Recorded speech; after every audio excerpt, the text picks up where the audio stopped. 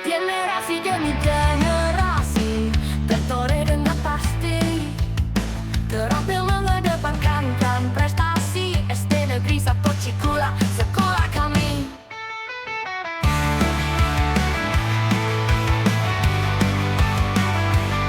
Keimanan dan ketakwaan jadi unggulan, berbudi luhur serta ramah tamah dikedepankan.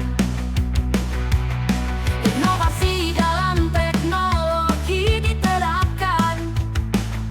SD Negeri 1 Cikulak siap menyongsong masa depan. Semangatmu berkobar di dada. SD Negeri 1 Cikulak, sekolahku, tempat mewujud segala cita, ciptakan generasi bermutu. Keimanan dan ketakwaan jadi unggulan, berbudi luhur serta ramah tamah dikedepankan. Inovasi dalam teknologi diterapkan. SD Negeri 1 Cikulak siap menyongsong masa depan. Semangatmu berkobar di dada. SD Negeri 1 Cikulak, sekolahku, tempat mewujud segala cita, ciptakan generasi bermutu. Keimanan dan ketakwaan jadi unggulan, berbudi luhur serta ramah tamah dikedepankan. Inovasi dalam teknologi diterapkan.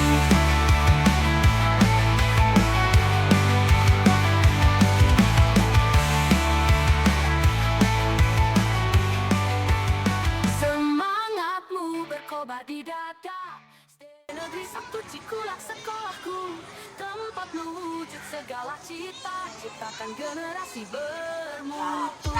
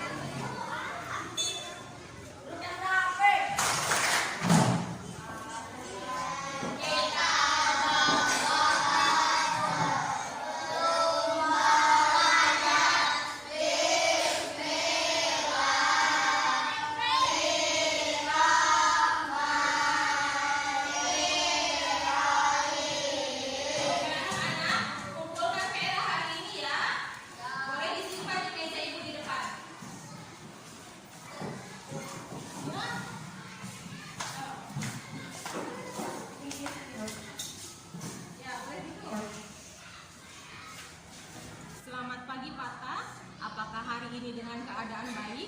Selamat pagi, Bu. Alhamdulillah baik, Bu. Pata, apakah kamu tahu alasan ibu memanggil kamu ke depan? Iya, Bu. Fatah hari ini tidak mengumpulkan PR seperti teman yang lainnya. Oke Pata, semua orang pasti pernah melakukan kesalahan. Bu Lia juga pernah melakukan kesalahan. Tapi Bu Lia percaya kamu melakukan ini pasti ada alasannya, kan? Iya, Bu. Fatah keseringan bermain sampai lupa tidak mengerjakan PR. Lupa, berarti ketika di rumah tidak mengerjakan PR yang ibu berikan. Iya, Bu. Kalau kamu melakukan kesalahan seperti itu, kira-kira keyakinan kelas apa yang kamu langgar? Disiplin 5R, Bu. Ya, disiplin 5R penting tidak untuk kamu? Penting, Bu. Kamu kan sudah tahu kalau disiplin 5R itu penting untuk kamu. Selanjutnya, langkah apa yang akan kamu lakukan? Mengerjakan PR dengan baik dan jangan terlalu banyak bermain, Bu. Baik, kalau kamu tahu ke depannya bagaimana dan meyakini keyakinan kelas tersebut, ke depannya kamu akan menjadi orang seperti apa? Saya akan menjadi orang yang lebih disiplin. Oke, baiklah Pata.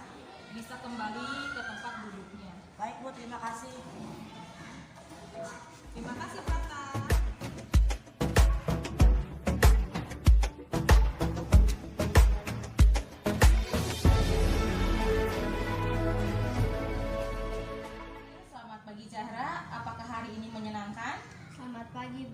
Alhamdulillah menyenangkan, Bu. Oke, Zahra, apakah kamu tahu alasan ibu memanggil kamu?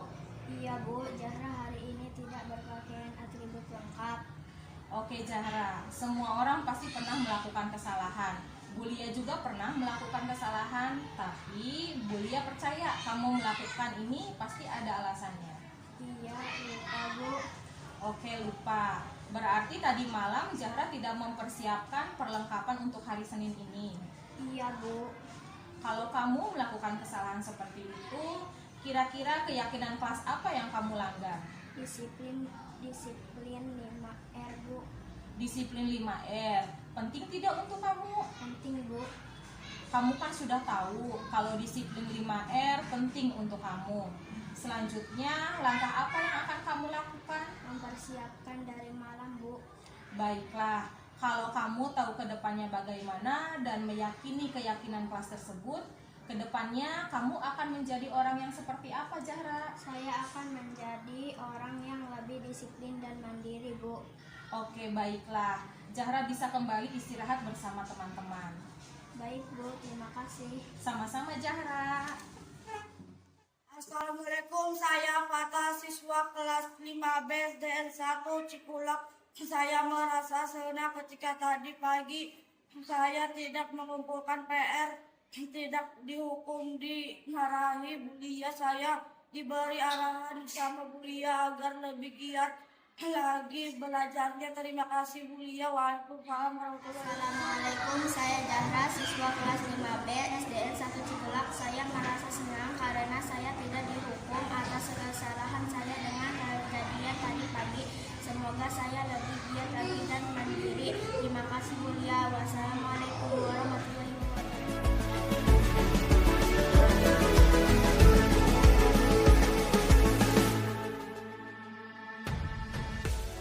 Assalamualaikum warahmatullahi wabarakatuh.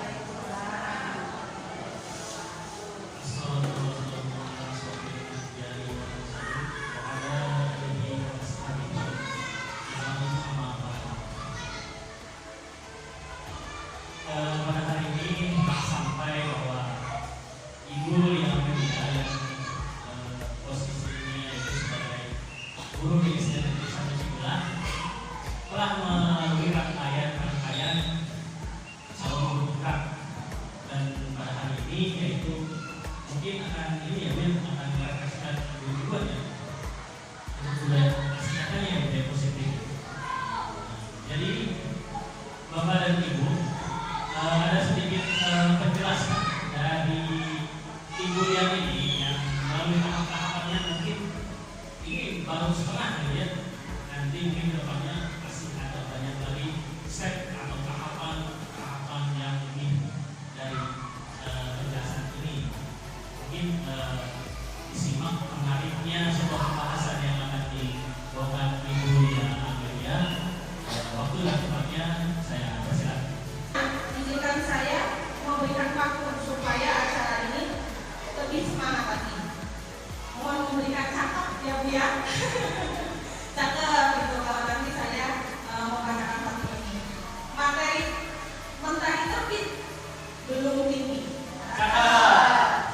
Jalan sendiri menunggu pacar. Assalamualaikum, selamat pagi. Semoga acara ini berjalan lancar. Oke, di sini kita akan masuk menuju pembahasan dalam budaya positif. Di antaranya yaitu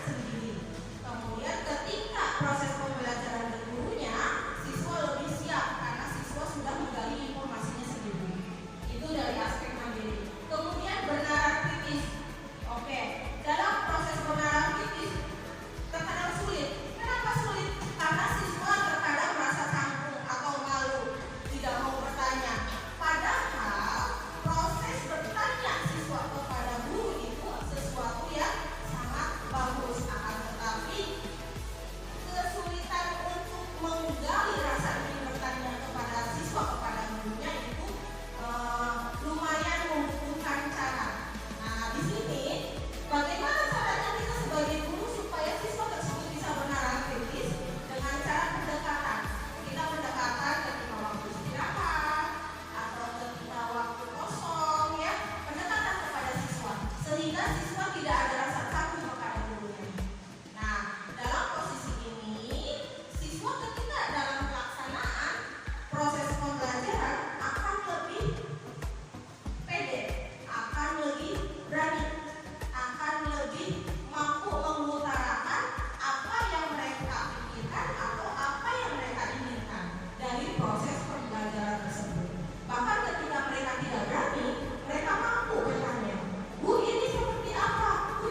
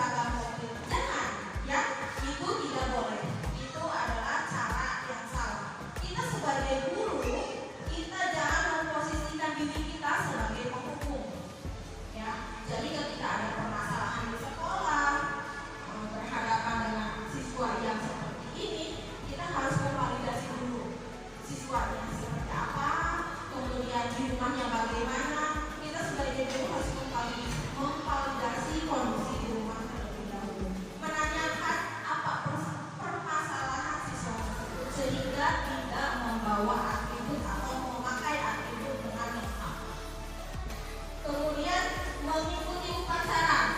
Nah, di sini biasanya itu kelas tinggi. Siswa kelas tinggi di sini ada, ayo dong upacara kelas rendah, itu langsung ke lapangan. Siswa kelas tinggi dicari di kelas nggak ada, ketemunya di mana? Di tukang jajan. Sedang apa? Sedang jajan. Nah, apakah kita guru juga sebagai, kamu kenapa? Kok tidak ikut upacara? Kenapa kamu jajan? Oke, dihukum ya.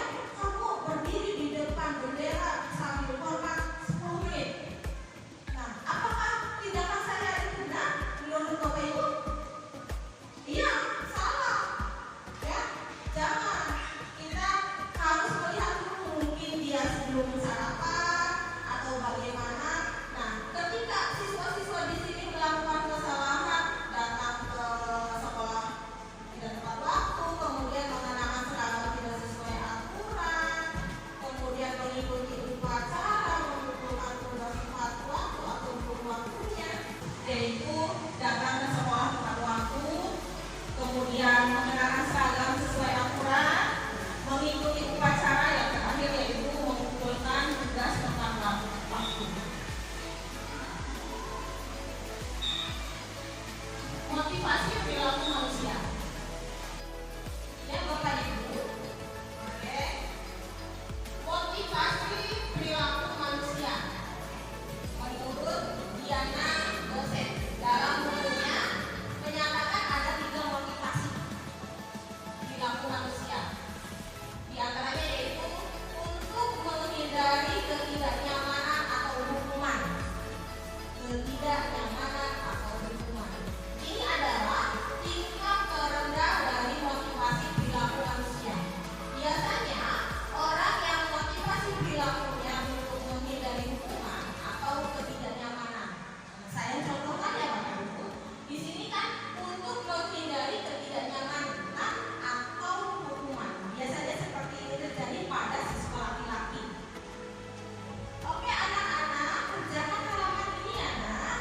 Nah, ada anak yang hanya mengerjakan sekilas atau tidak mau berpikir. Ya sudahlah, yang penting dikerjakan. Mau betulnya 1, mau betulnya 3, mau betulnya semua ya syukur gitu. Nah karena apa di situ? Karena siswa tersebut mengambil ranah di sini nyaman atau hukuman, ketidaknyamanan atau hukuman, supaya si guru tersebut tidak menghukum siswa tersebut. Ya, nah saya mah kerjaan aja lah seadanya. Yang penting Bu Ame mulia nggak menghukum saya.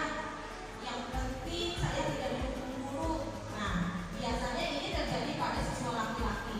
Bahkan dari penulisan jika siswa tersebut sedang mencatat buku, perempuan itu teliti, rapi, dari awal sampai akhir itu rapi sekali. Beda halnya dengan laki-laki, mereka terkadang mata kemana, tangan ke buku, sehingga hasil yang mereka kerjakan atau tulisan yang mereka tuliskan kepada guru tersebut itu tidak serapi perempuan. Kenapa? Karena di sini laki-laki atau siswa laki-laki selalu mengambil ranah tersebut.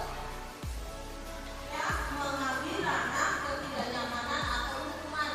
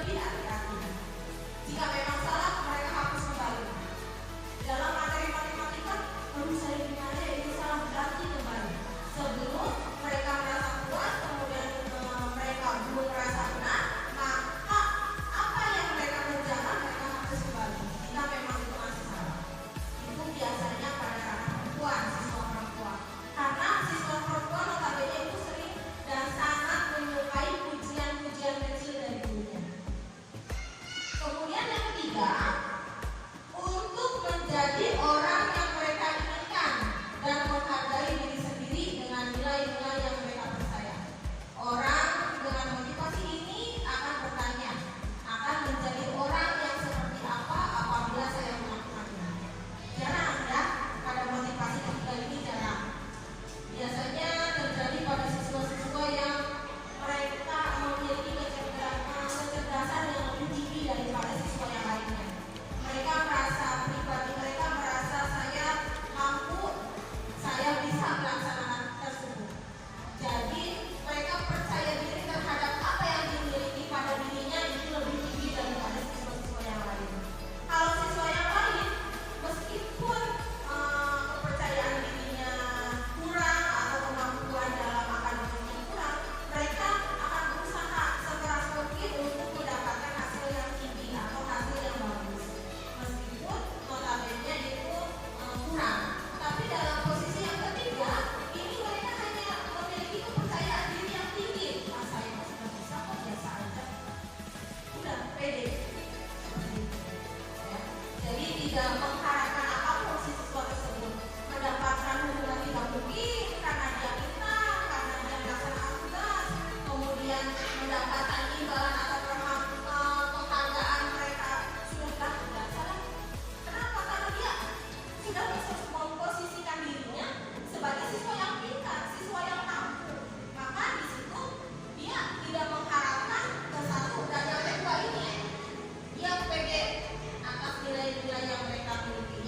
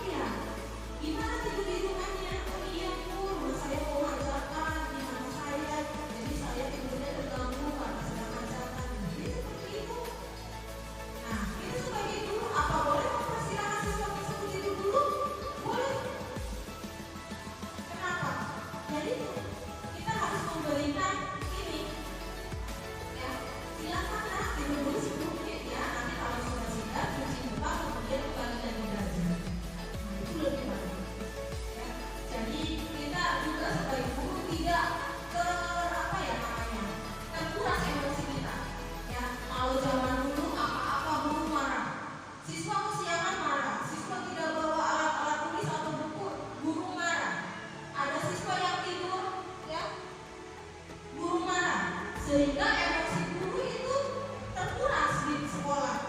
Ketika pulang ke rumah, lelah, lesu, capek karena kita sudah menghadapi siswa-siswa kita dengan cara keras itu.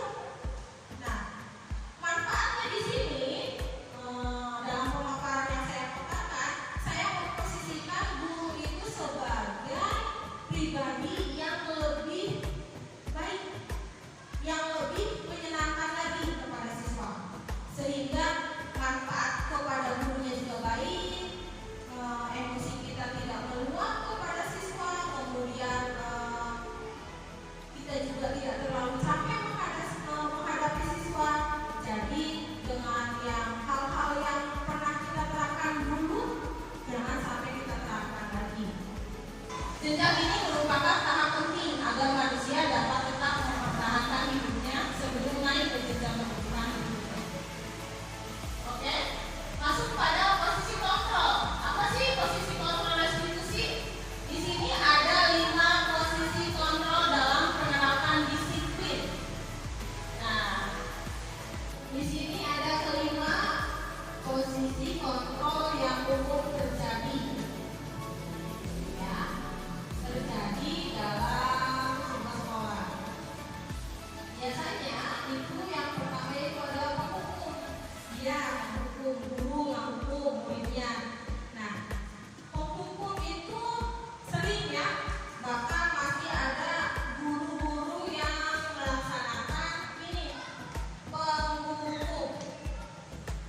Langsung siswa melakukan salah dihukum, siswa bertingkah laku yang salah dihukum, siswa tidak melaksanakan apa yang sudah ditentukan kemudian dihukum, siswa melanggar kesepakatan kelas dihukum. Nah, di sini jangan sampai oke, dari apa yang sudah saya paparkan yang pertama, kedua, ketiga, selalu saya menekankan guru itu jangan sampai ambil ranah menghukum, karena sekarang bukan zamannya menghukum itu bisa membuat siswa atau seorang siswa jerah. Tidak, yang menghukum. Contoh, siswa tidak berpakaian lengkap, hari Senin dihukum, kemudian dia hormat selama 10 menit jadi dihukum. Apakah jerah? Tidak, ya, tidak akan jerah. Kenapa? Ya itu, karena dalam posisi menghukum di sini bukan membuat siswa tersebut akan jerah atas semua kesalahan-kesalahan atau pelanggaran yang mereka buat, tidak, ya.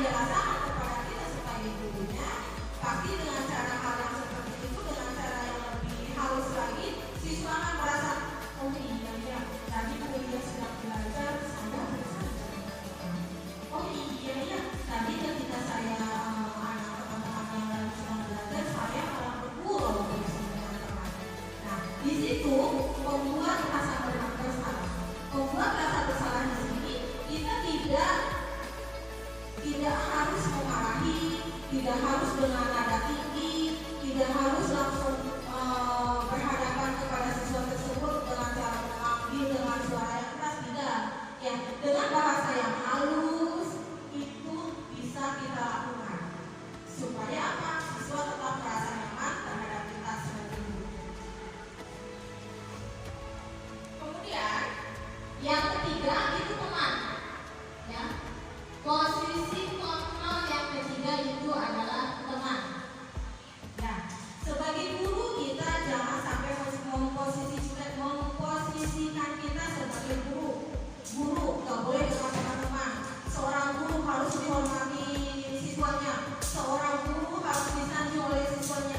Jangan, ya boleh seperti itu, ya boleh. Tapi jangan sampai kita menghindar atau memposisikan diri kita itu adalah hanya sebatas guru. Guru itu hanya mengajar, kemudian memberikan materi, kemudian sudah selesai. Jangan. Tapi kita harus masuk ke dalam ranah teman. Sehingga di sini dalam posisi kontrol di sini sebagai teman kita bisa mengontrol siswa. Ya, mengontrol siswa dengan hal yang baik, dengan yang lebih siswa terima. Kita masuk ke ranah mereka. Kalau seumpamanya pada ranah kelas 5, kita bisa mengikuti gaya mereka. Gaya bicara mereka kita bisa ikuti, tapi dalam konteks di luar pelajaran, ya, ketika istirahat contohnya. Kita bisa ikut atau minum. Ketika mereka sedang makan, kita minum saja. Ya, ketika mereka sedang jajan, minum saja dengan mereka. Ya, mereka dengan ngobrol dengan asik dengan temannya, kita juga minum. Boleh seperti itu, boleh. Ya, karena kita mau masuk ke dalam ranah mereka, ranah anak kelas 5. Karena ranah anak kelas 5 dengan anak kelas 9, kelas 1, kelas 2 berbeda. Ya, kalau kelas 1, kelas 2 seperti halnya kita memposisikan kita sebagai mama mereka. Nah, gimana? Oh iya, Bu. Nah, itu ranah-ranahnya. Kita memposisikan mereka, anak murid kita kepada kelas 1, kelas 2 itu kita sebagai mama. Ya, yang mengayomi, mengasihi, menyayangi. Dengan kelas 5 sama, akan tetapi ranahnya agak berbeda, yaitu sebagai teman. Mengikuti alur mereka, perkembangan zaman mereka. Karena di sini dalam proses pembelajaran itu mengikuti zaman, contohnya ya, mengikuti zaman. Jadi perkembangan zaman itu selalu berbeda tahun ke tahun. Kita sebagai guru, ya, harus mengikuti zaman tersebut, zaman anak siswa kita. Pada 5 tahun ke belakang siswa kita seperti ini, kita ikut. Pada 5 tahun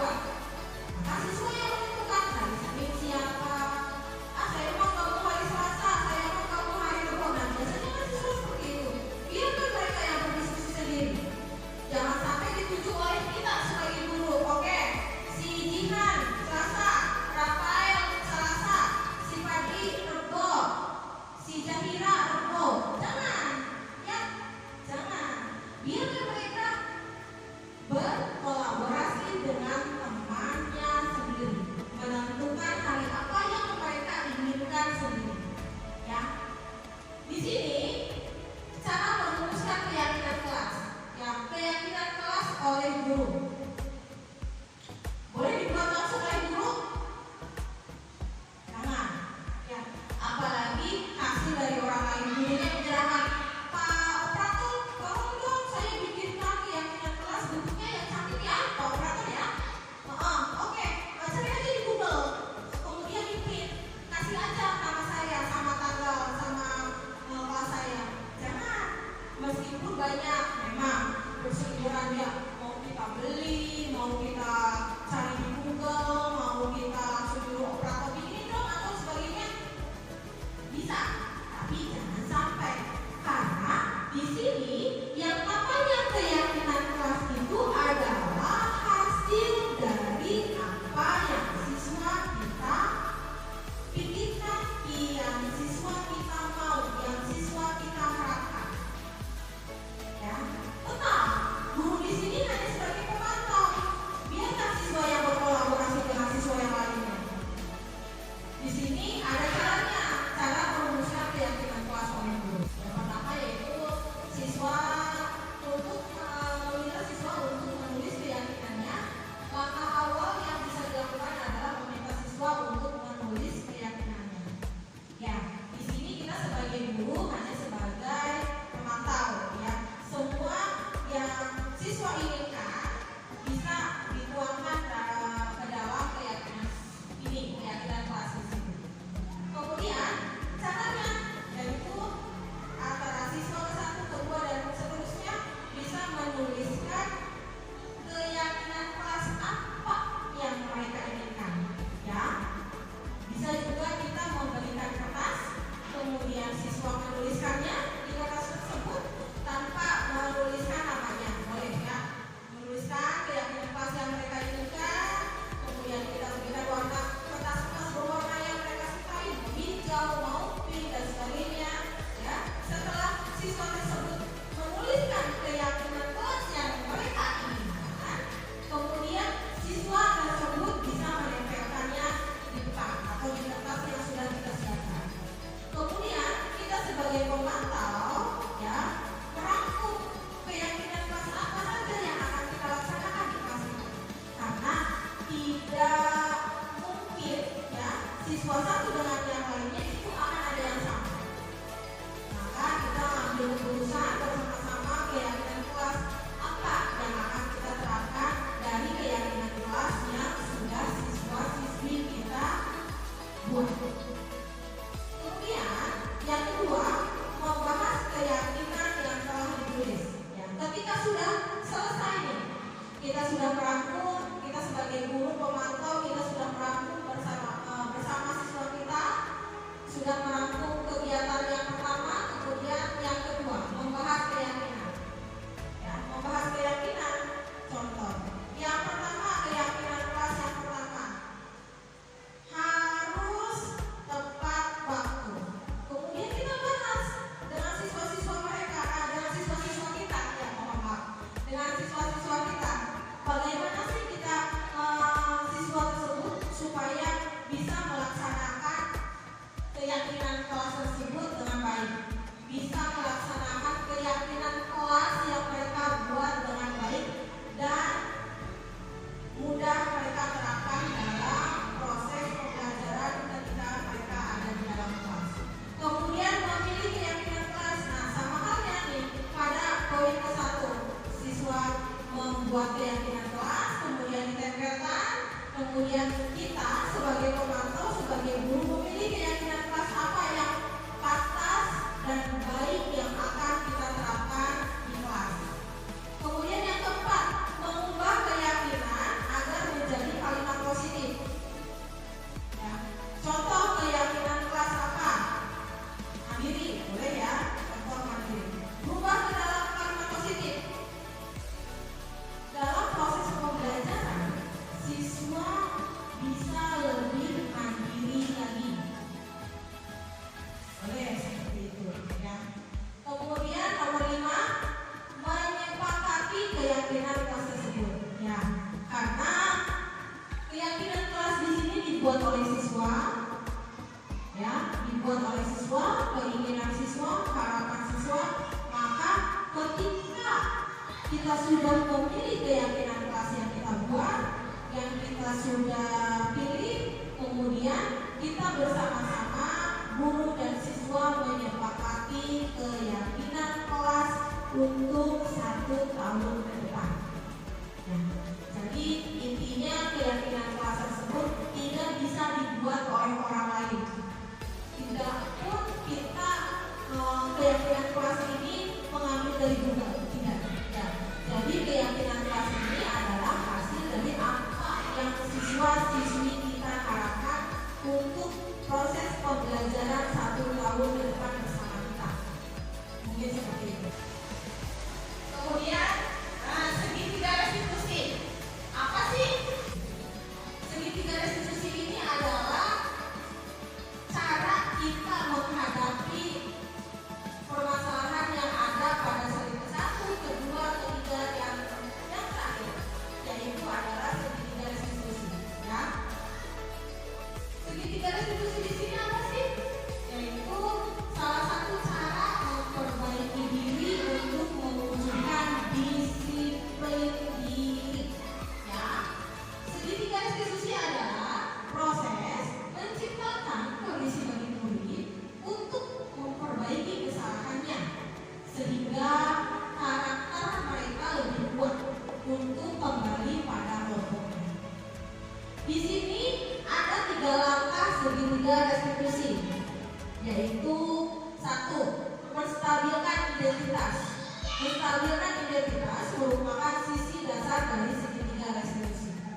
Kemudian ada yang kedua, memvalidasi tindakan yang salah. Langkah kedua dalam penerapan segitiga restitusi adalah memvalidasi tindakan yang salah.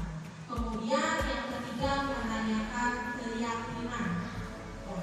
Oke, saya contohkan dan mungkin contohnya sudah saya paparkan ya pada slide 1. Sudah saya jelaskan juga pada slide 1, tapi saya akan mengingatkan kembali. Mungkin Bapak Ibu guru di sini lupa atau tadi sedang ada kegiatan yang lainnya ya Bapak Ibu. Di sini saya contohkan. Siswa tersebut tidur di dalam kelas. Ya. Boleh kita memahaminya? Boleh kita langsung menghukumnya? Jangan, ya. Sudah kita bahas tadi di slide pertama, menghukum siswa adalah pilihan yang jangan sampai kita pilih pada proses pembelajaran kita. Ya. Di sini manfaatnya segitiga restitusi di sini yaitu itu untuk memberikan ranah kepada kita sebagai manajer untuk bisa menstabilkan siswa tersebut melakukan apa ya, yaitu menstabilkan identitas si siswa tersebut.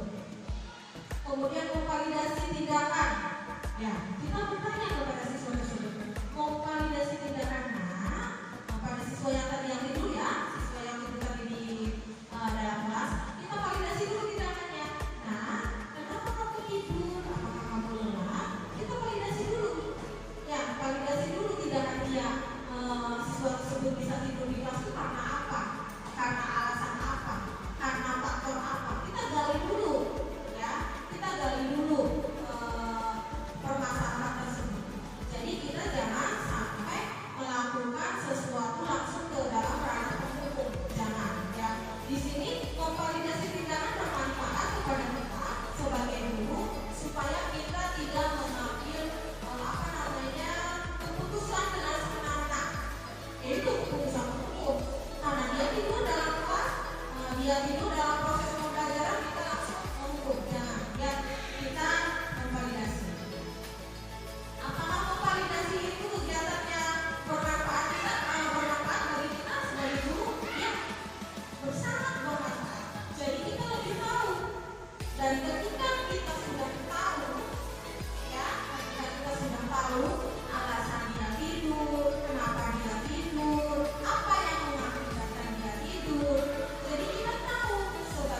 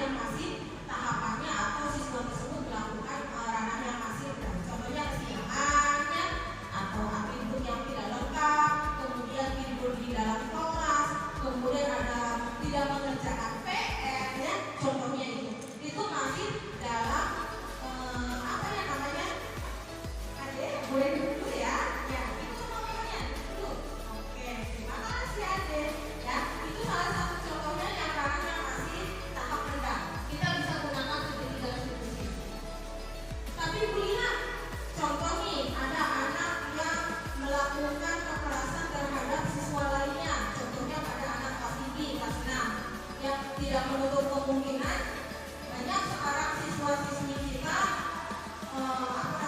berperilaku di luar pola pikir kita. Banyak. Apakah bisa digunakan segitiga restitusi di sini? Sebetulnya tidak. Boleh menggunakan, tapi ketika segitiga restitusi di sini sudah tidak bisa kita terapkan kepada siswa tersebut karena tingkah lakunya sudah di luar batas kita, maka kita harus bertindak lebih dari sini. Contohnya, kita bisa kolaborasi dengan kepala sekolah, ya. Kita gunakan dulu sebetulnya, gunakan dulu segitiga di sini, segitiga restitusi di sini. Karena sebelumnya itu kan sesalah-salahnya anak, kita tetap harus memposisikan diri kita sebagai seseorang yang mereka anggap nyaman, sehingga ketika kita melakukan pendekatan apapun itu, seburuk-buruknya siswa kita, sejelek-jeleknya kesalahan siswa kita tetap harus memposisikan kenyamanan terlebih dahulu, ya. Kita gunakan dulu segitiga restitusi di sini, kemudian setelah itu kita bisa kolaborasi dengan ibu bapak guru, dengan kepala sekolah, dengan komite apa tindakan yang sepatutnya kita lakukan terhadap anak itu. Karena posisinya apa yang dilakukan oleh anak tersebut sudah termasuk kriminal atau kejahatan yang tidak membutuhkan lagi pendekatan itu, ya. Jadi setelah pendekatan itu, jadi kita harus menambah kolaborasi itu, ya. Kemudian ada segitiga restitusi di sini, bolehkah diterapkan secara acak? Sementara Bulia di sini ada 1, 2, 3. Boleh nggak Bulia menanyakan keyakinan dulu, kemudian menstabilkan identitas, kemudian memvalidasi? Sebetulnya jangan, ya. Jadi sesuatu yang sudah tersusun lebih enak kita terapkan karena sudah ada susunannya. Jadi menstabilkan identitas dulu, meyakinkan dulu anak tersebut. Masa iya anak sedang tidur tiba-tiba kita langsung, nah, keyakinan kelas apa yang kamu lain? Masa seperti itu? Kan tidak mungkin, ya kan? Ya, jadi alangkah baiknya, jadi ketika siswa tersebut melanggar keyakinan kelas dengan tidur di kelas, itu stabilkan dulu supaya apa? Anaknya bertahap-tahap, ya, bertahap dulu tahapannya. Menstabilkan identitasnya, apa yang kamu lakukan? Kemudian tahap validasi, nah, baru gitu kerana yang paling penting yaitu keyakinan kelas apa yang kamu lakukan. Mungkin seperti itu. Oke, terima kasih Bapak Ibu. Hebat, semoga pemaparan yang telah saya paparkan bisa mengena ke dalam hati Ibu Bapak di sini. Semoga kita bisa lebih maju daripada era yang sekarang telah maju. Kita harus selangkah lebih maju dari murid-murid kita. Saya akhiri, terima kasih atas waktunya. Wassalamualaikum warahmatullahi wabarakatuh.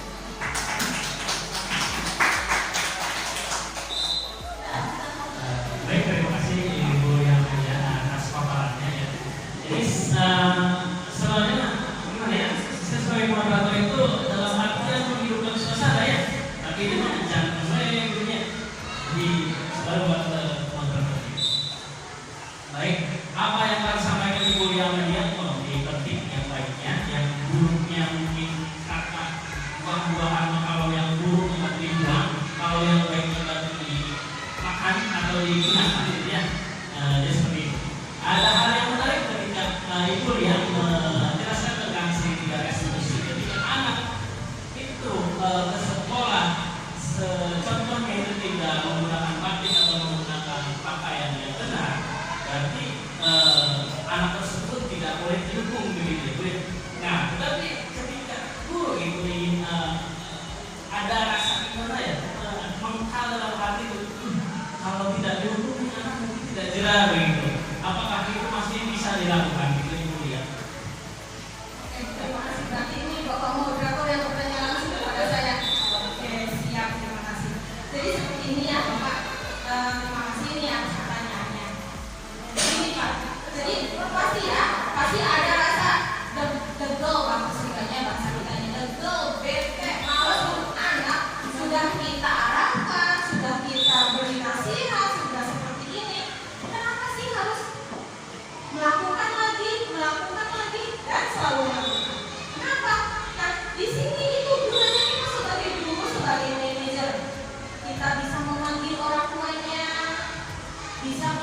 kepada keluarganya, bisa juga konsultasi kepada teman-temannya.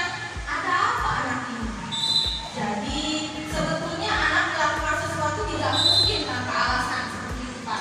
Jadi kita sebagai guru jangan sampai mengejek anak tersebut dengan sedemikian rupa karena anak tersebut terlalu keseringan melakukan kesalahan.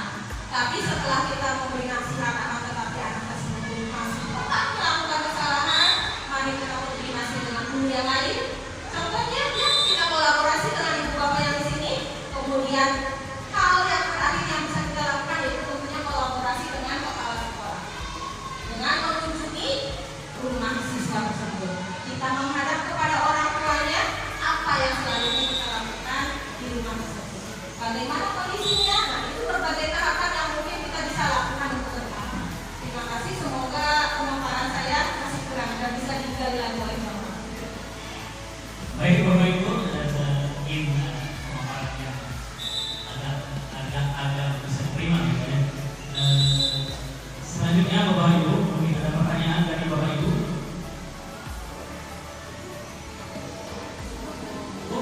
Saya akhiri saja. Assalamualaikum warahmatullahi wabarakatuh. Assalamualaikum warahmatullahi wabarakatuh. Perkenalkan, saya Ica Amanisi, guru kelas 6 SDN 1 Cikulak, Kabupaten Cirebon. Nah, apa yang telah disampaikan oleh Bu Lia Amelia sangat menginspirasi saya dalam penerapan budaya positif di sekolah. Dengan adanya aksi nyata yang menjadi ranah saling berbagi praktek, baik di sekolah SD 1 Cikulak ini, bergerak, menggerakkan. Sukses selalu Bu Lia. Wassalamualaikum warahmatullahi wabarakatuh.